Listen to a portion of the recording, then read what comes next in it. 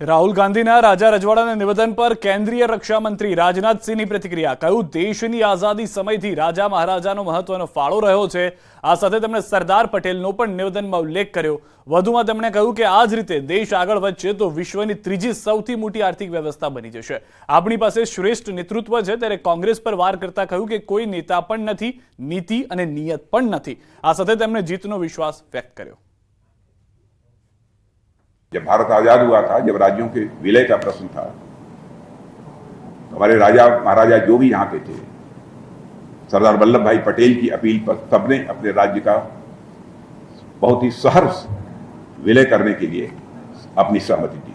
भारत यदि इसी तरीके से आगे बढ़ता रहा तो 2027 आते आते वर्ल्ड की टॉप 3 कंट्रीज में से खड़े होने से दुनिया की कोई ताकत रोक नहीं सकती है। मैं मानता हूं उसके कई कारण हैं, पर सबसे बड़ा कारण है एक हमारे पास स्ट्रांग और क्रेडिबल लीडरशिप जो मोदी जी के रूप में हमारे पास है। मैं कह सकता हूं उनके पास विजन भी है, मिशन भी है और साथ ही साथ पैशन भी है। लेकिन कांग्रेस के पास क्या है, यदि इसके बारे में मुझे कहना हो तो मैं कह सकता हूं न नेता है, न नीति है और न तो नियत है। રાહુલ ગાંધીના નિવેદન પર ભાજપની પ્રતિક્રિયા પણ સામે આવી છે। પ્રદેશ ભાજપ પ્રમુખ પાટીલે કહ્યું કે આ બતાવે છે કે કોંગ્રેસની માનસિકતા રેલી છે। કોંગ્રેસની મથરાવટી મેલી છે। આજ દિન સુધીમાં રાજા મહારાજાઓ માટેની આ પ્રકારની ટિપ્પણી કરીને કોંગ્રેસની માનસિકતા એમણે ખરા અર્થમાં લોકોની સામે ઉજાગર કરી છે। રાજા મહારાજાઓને પણ આટલા વર્ષોના કોંગ્રેસના શાસનમાં જે અનુભવ થયા છે એનાથી જ એ લોકો કોંગ્રેસથી દૂર પણ થયા છે।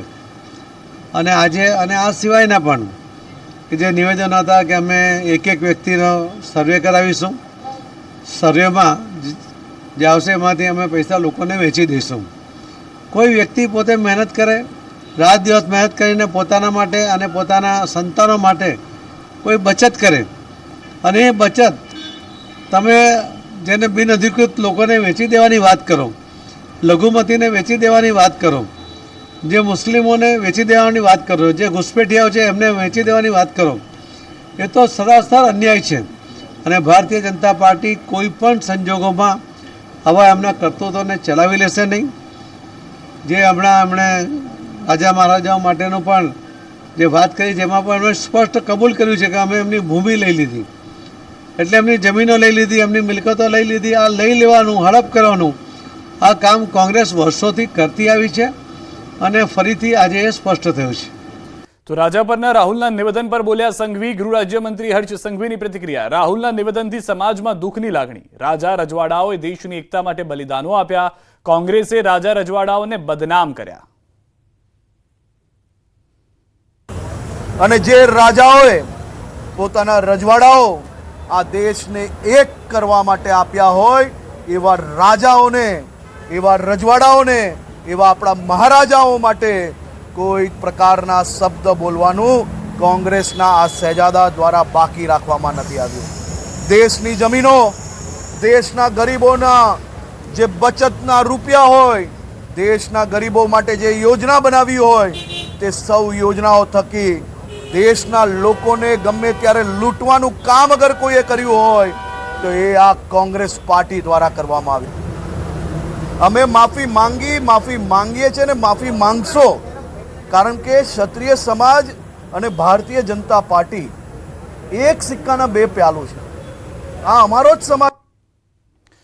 તો રાહુલ ગાંધીના વિવાદિત નિવેદન પર હર્ષ સંઘવીનો પ્રહાર। રાજા મહારાજા પર કરેલા નિવેદન પર કર્યો પલટવાર। કોંગ્રેસના યુવરાજ ભૂલી ગયા કે રજવાડા રાજાઓએ આપ્યા, જે ઈચ્છા થઈ તે કોંગ્રેસની સરકારે ઉઠાવ્યું, જે ઈચ્છા થઈ તે કોંગ્રેસની સરકારે લૂંટ્યું। ગૃહ રાજ્યમંત્રી હર્ષ સંઘવી ટ્વીટ કરીને વાર કર્યો છે।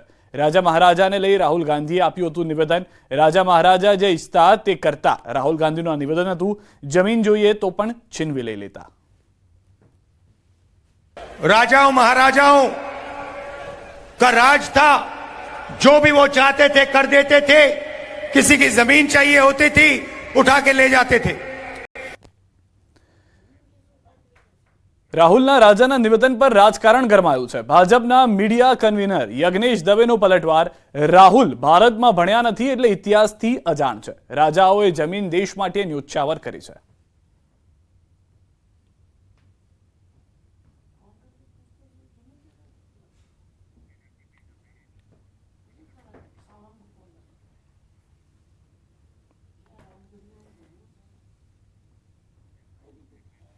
પોરબંદરથી મહત્વના અને મોટા સમાચાર. દરિયામાંથી ઝડપાયું છે 90 કિલો હેરોઇન. એટીએસ અને કોસ્ટગાર્ડનું સંયુક્ત ઓપરેશન છે. 90 કિલો હેરોઇન સાથે 14 પાકિસ્તાની સકંજામાં આવ્યા છે. ભારત લાવવામાં આવી રહ્યું હતું ડ્રગ્સ.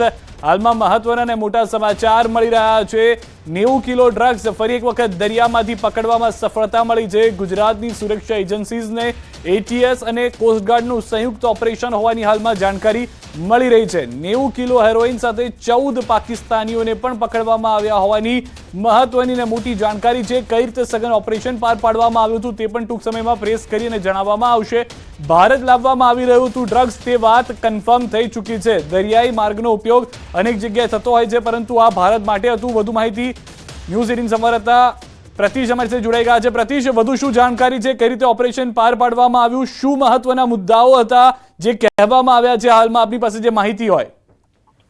જી સિદ્ધાર્થ, કહી શકાય કે જે રીતે નાર્કોટિક્સ કંટ્રોલ બ્યુરો તેમજ એટીએસ અને ઇન્ડિયન કોસ્ટગાર્ડ સહિતની જે તમામ સુરક્ષા એજન્સીઓ છે તેઓએ સંયુક્તપણે જે તેઓને જાણકારી જે માહિતી મળી હતી તેના આધારે છેલ્લા 2-3 દિવસથી આજે નાર્કોટિક્સનો જે જથ્થો ગુજરાતના જે દરિયામાં આવી રહ્યો છે તેવી જે જાણકારીના ભાગરૂપે તેઓએ આજે પાકિસ્તાનની જે બોટ છે તે બોટને ઝડપી પાડી છે અને બોટમાં કહી શકાય કે 86 કિલો જેટલું જે નાર્કોટિક્સ છે તે જથ્થો હોય અને જેની આંતરરાષ્ટ્રીય કિંમત સીધા ગણીએ તો 600 કરોડ રૂપિયા જેટલી થાય છે.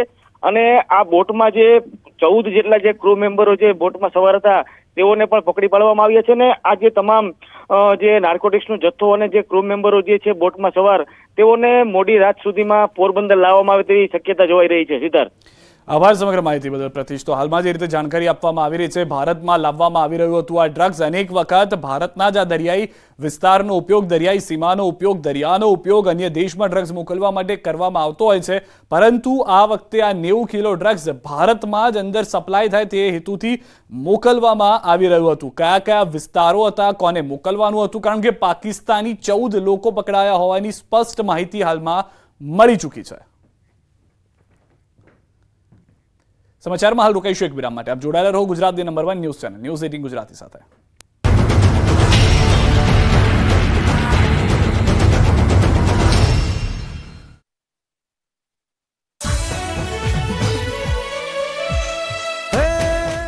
અહીં ધારો તે કામ થાય. મારા ઘરે 15 વર્ષ પછી દીકરો નાનો છે. શ્રદ્ધા કે પછી અંધશ્રદ્ધા,